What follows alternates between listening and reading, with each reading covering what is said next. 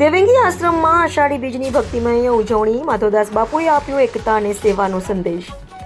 ધારી તાલુકાના ખીચા ગામે આવેલ દેવંગી આશ્રમ ખાતે અષાઢી બીજનો પાવન પર્વ ભક્તિભાવ અને ધાર્મિક માહોલ વચ્ચે ભવ્ય રીતે ઉજવાયો।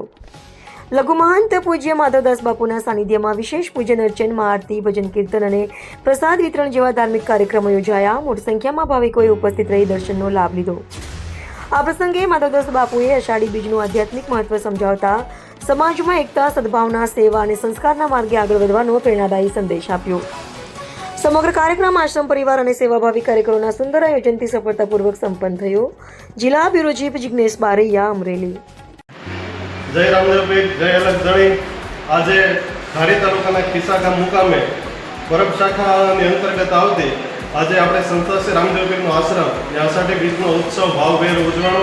સવારે નેજા ઉત્સવ, નેજો ચડાવ્યો અને ત્યાર પછી ભક્તોની એવરેજ ભેટ ચાલુ છે અને સતત રસોડું 6 વાગ્યાથી ચાલુ છે। અંદાજે 800 થી 900 ભક્તોએ પ્રસાદ લીધેલો છે અને અત્યારે હજી માધવદાસ બાપુની અસીમ કૃપાથી પ્રસાદ ભક્તો લઈ રહ્યા છે। અહીંયા દર બીજ ઉજવાય છે અને દર બીજે અસંખ્ય શ્રદ્ધાળુઓ ભક્તો અહીંયા દર્શન, ભોજન, ભજનનો લાભ લે છે।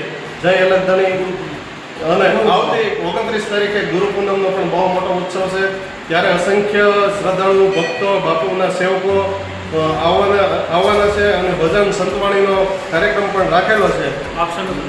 તમામ જાહેર જનતાને આ ગુરુ પૂનમનો લાભ લેવા માટે અમારા તરફથી ભાવભર્યું અને બાપુ તરફથી ભાવભર્યું આમંત્રણ છે।